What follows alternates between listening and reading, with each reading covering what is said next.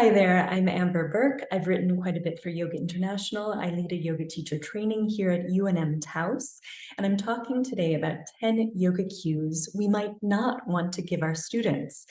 These cues don't do what we might think they do. They don't reflect biomechanical realities, and they don't actually increase student safety. Let's take a look.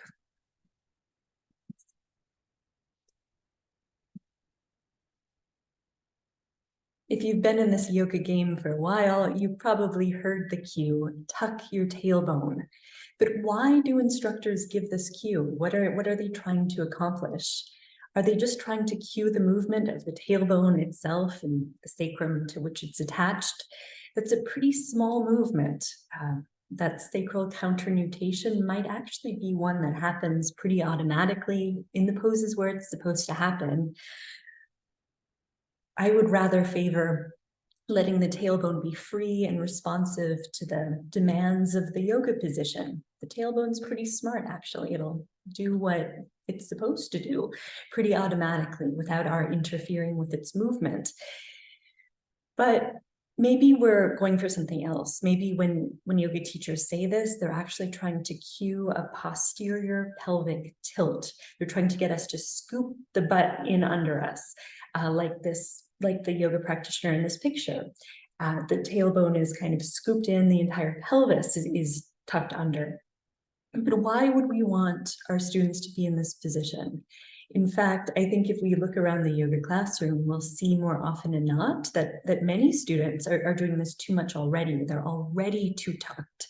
So why would we want to reinforce a habit that they're already in, a habit that might not even be ideal for them? Maybe we're trying to ground our students by giving them this cue. That's a great intention, but maybe if what we want is them to feel more stable, we could bring their attention to the actual roots in the pose, whatever they may be. What's on the ground, what's pressing into the ground.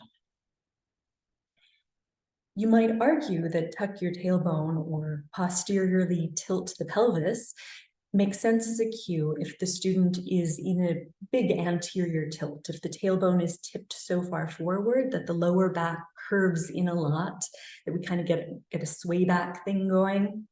I would argue even here that you could accomplish what you're going for, a sense of better balance in the pelvis and the lower back, with more nuance, by instead encouraging mindful core engagement.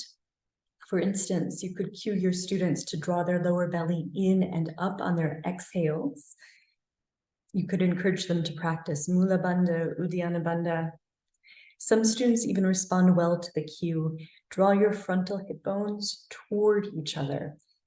That might create the sense of lift and the sense of balance that we're looking for without the gross movement of tucking the tailbone in under us. I've heard this one a lot, and I don't like it. Maintain the spirit of the back bend in a deep forward fold, or keep a neutral spine in a deep forward fold. But actually, in a deep forward fold, the pelvis does move posteriorly. This is when the pelvis does tuck, and that usually happens pretty automatically if we don't interfere with it. The image on the left is definitely not something that most of us should try to force. As we go deeper into a fold, chances are our body does something more like the image you see on the right. As we go deeper into the fold, the lower back flattens or even rounds, and the pelvis begins to tilt posteriorly.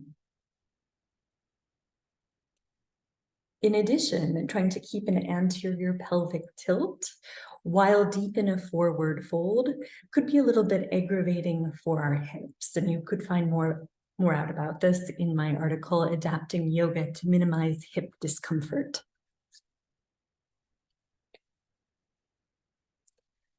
What would be better than instructing a back bend or a neutral spine in a deep forward fold is to let the pelvis move posteriorly, to let the lumbar spine flatten or even round when the spine and the thighs come closer together than about 90 degrees.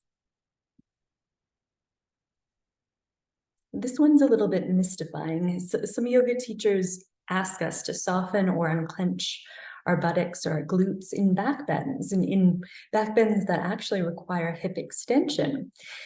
But the glutes actively contract to move the hips into extension, and hip extension is a part of many back bends. In addition, contraction of the glutes and the muscles that yoga practitioners often call the side hips, those all contribute to pelvic stability. Why wouldn't we want to clench them? I think we can contract them as much as feels good to us in the pose. Let's let the glutes contract and help us create these shapes. Here's another one. Square your hips. I would argue that this makes sense when the two legs are doing the same thing, but when the two legs are doing different things, the two sides of the pelvis are also ideally doing different things. And you can see physical therapist Jonina Terzi's advice in my article, Liberate Your Pelvis, when hip squaring isn't ideal. She explains the biomechanics of the pelvis a little bit more and how the two sides of the pelvis actually move a little bit independently of each other. So in a pose like this, in a pose like Warrior One, this yoga practitioner has her right foot forward. So the right side of the pelvis is actually scooping in under her a little bit. It's in more of a posterior tilt. That's bringing that frontal hip bone higher. And that's moving the entire pelvis, the right side of the pelvis, a little bit further forward in space. By contrast, the left side of the pelvis is in more of an anterior pelvic tilt. It's a little bit further down, it's a little bit further back. And we actually want to let that pelvic differentiation happen in asymmetrical poses. This cue is on my list for similar reasons. You can also check out more information about it in Liberate Your Pelvis when hip squaring is not ideal. Make both your sitting bones evenly heavy. This makes sense as an aspiration when both of our legs are doing the same thing, but when our legs are doing different things, the two sides of the pelvis are doing different things. So the two sitting bones actually aren't evenly heavy. So if one leg is forward or on top, that side of the pelvis is actually lighter and a little bit higher. If you look at the image on the left, where the right leg is crossed over the left leg, the right sitting bone would ideally be a little bit lighter on the earth and a little bit higher than the left sitting bone. The left sitting bone would be more grounded. Same goes for the image on the right. The right sitting bone, the right side of the pelvis, would be closer to the ceiling, and the left side of the pelvis would be a little bit heavier on the floor. Right side's more posterior, left side's more anterior. Heels to the floor in downward facing dog. Why say this? A lot of us can accomplish this if we just shorten our downward facing dogs. And sometimes we do that to get our heels down. I understand the intention of looking for groundedness and energy in the legs, but maybe we could just say reach through the heels instead of actually bring the heels to the floor.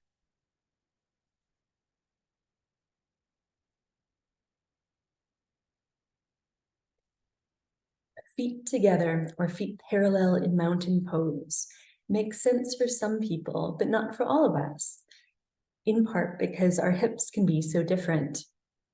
This is a Yoga International article by Burke, in which he shares images of two different pelvises. And if you look at where the hip sockets are on these two different pelvises, it's just fascinating, right? On the top pelvis, they're much more forward oriented. And on the bottom pelvis, the hips are further out to the sides. Their hip sockets are more lateral and they're more turned outward. So we can see that for whoever's got that, a pelvis more like the one below, it would actually be a little bit challenging to bring the feet all the way together and to point the toes all the way forward. We could say something instead like bring your feet roughly parallel or point the toes as far forward as feels good to you today. But it can also be a great idea to just vary our stance from day to day, not always be in the same mountain pose stance. Our bodies love variability. And what if we could learn to be stable in a bunch of different positions, with our feet closer together, with our feet further apart, with our toes turned forward, with our toes turned outward? Maybe you've heard bend your knees to 90 degrees, or don't let your knees go past your heels or toes. Well, check out some advice from physical therapist Phil Reef in my article, Adapting Yoga for Knee Issues, Alignment Tips and Best Practices. There is no reason your knees can't go back past your toes if that feels okay for you. And bending your knees to 90 degrees might not be the best measurement for everyone. I think we should just let our students' knees bend as far as feels good on a given day. Maybe you've heard to move your shoulder blades down your back when your arms are overhead. I'd argue that this isn't a great idea because this cue can actually disturb the scapulohumeral rhythm. The shoulder blades do ideally upwardly rotate when the arms are lifted overhead. That means the outside edges of the shoulder blades lift when the arms are higher than your shoulders. Here you can see an image of how the shoulder blades ideally move along with the arm bones. The scapula tips upward as the humerus moves upward. We want to allow the outside edge of this shoulder blade to lift when the arms lift. So maybe yoga teachers are giving this cue because they see some crunchiness around their students' necks. Their students' necks seem shortened and uncomfortable. Maybe we could say instead, can you soften at the base of your neck? Can you soften the root of your neck? Or maybe we could encourage length in the neck by saying, lift up through the crown of your head to lengthen your neck. So you're finding that length by lifting up, rather than pressing the shoulder blades down. And lastly, I would contest any cue that invites any student to go as far as they can into any really big stretchy pose and hang out there passively for a really long time. Why? Why are we doing this?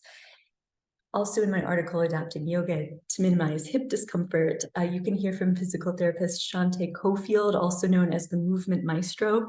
She's one of the many voices who advocates a focus on stability over a focus on flexibility, which so many yoga students have too much of already. Cofield says, even if we can maintain control in the depths of poses, we may still benefit from a measure of moderation. We're not really designed to go into super end range positions. Even if you are strengthening, stabilizing at these end ranges, understand that no one is meant to live at extremes. You can visit them, absolutely, but don't live there. Thanks for listening. Here are some additional resources if you want to check out any of these articles. Talk to you soon.